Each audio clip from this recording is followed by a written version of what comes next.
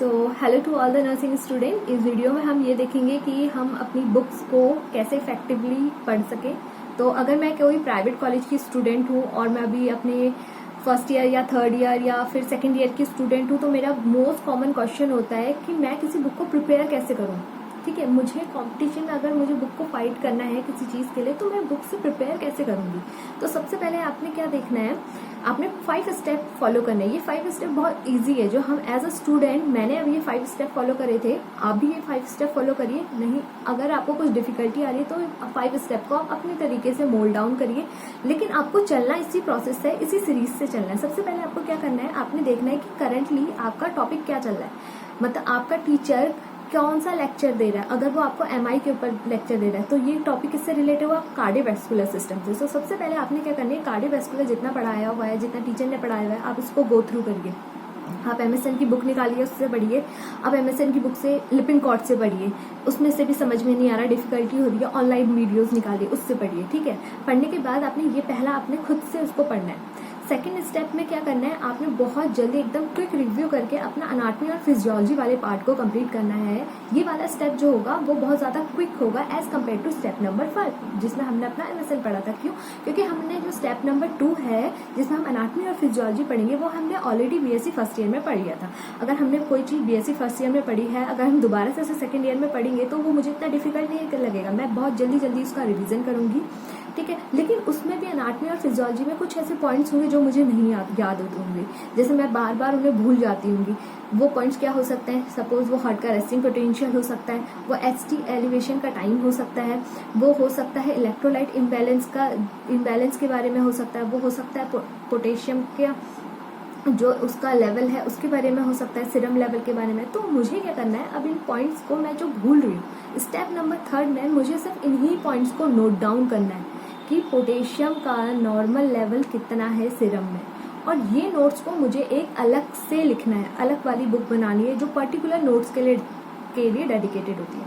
मैंने भी एक पर्टिकुलर अलग से एक नोट बुक बनाई है, इसमें सिर्फ मैंने नोट्स ही बना रखे, इसमें मैंने कोई थ्योरी नहीं लिखी हुई है। अगर मैं रैंडमली इसका कोई भी पेज ओपन करूंगी तो इसमें आपको कोई भी थ्योरी नहीं दिखेगी, इसमें आपको क्या दिखेगा, सिर्फ कुछ की पॉइंट्स दिखेंगे। जैसे क्या की पॉइंट्स है, हम इसको देखते हैं। जैसे कि इसमें की पॉइंट्स मैंने ये लिखा हुआ है कि कॉर्टिसोल की वजह से क्या होता है। तो मैंने, अगर मैं इसको भूल रही हूँ तो मुझे इसको डायरेक्ट उसका की पॉइंट लिखना है, ये नहीं लिखना है कि उसकी वजह से क्या चीज़ होती है।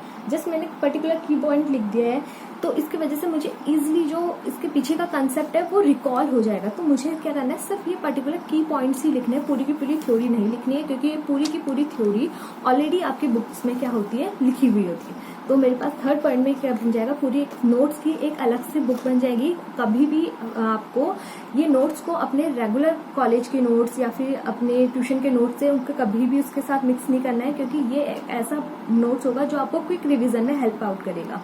ठीक है, स्टेप नंबर 4 में आपको क्या करना है, आपको अपनी पीआर यादव की बुक निकालनी है। अब पीआर यादव बुक में अगर आप एमएसएन का वाला पार्ट निकालोगे तो आप में क्या देखोगे, स्टार्टिंग पार्ट में अनाटमी फिजियोलॉजी से पूरा करा हुआ है किसी पर्टिकुलर सिस्टम का, कार्डियोवैस्कुलर सिस्टम का, देन उसी कार्डियोवैस्कुलर सिस्टम का एमएसएन वाला पार्ट करा हुआ है।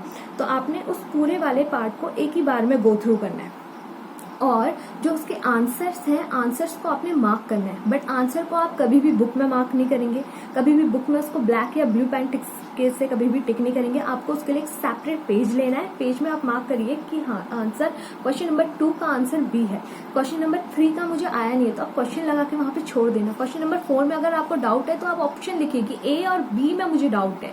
ठीक है, ऐसे करके आपको लिखना है। तो ऐसे करके आपको अपनी पीआर यादव बुक सॉल्व करनी है। अब आप जब उसका पूरा रिव्यू करेंगे, जब आपने पूरा क्वेश्चन आंसर निकाल दिया, आप उसमें से देखेंगे कि 50 में से मुझे 40 क्वेश्चन आते थे, 5 में मुझे डाउट था, 5 मुझे मेरे क्या हुए हैं, रॉन्ग हुए। तो ऐसे करके आपके पास कितने क्वेश्चन बैंक प्रिपेयर हो गए, मेरे पास अभी 40 क्वेश्चन क्या हो गए, प्रिपेयर हो गए, बट स्टिल मेरे 5 रॉन्ग थे और 5 में मुझे डाउट था।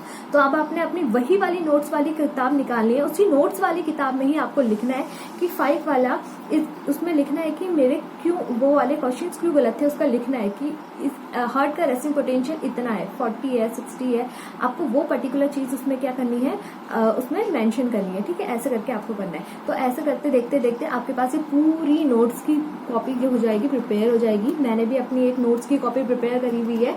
तो ये स्टार्टिंग से आप ये देखिए, स्टार्टिंग का फर्स्ट पेज से मैंने अपना नोट प्रिपेयर करा है, ये लास्ट तक जो है मेरे नोट्स ही इसमें है।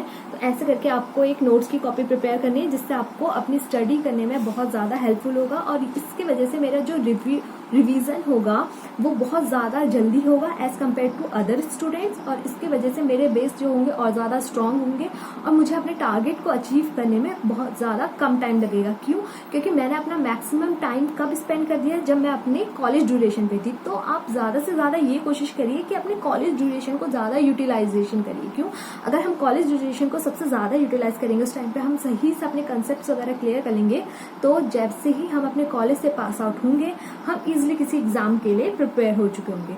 So best of luck for all the students who preparing for the future exams.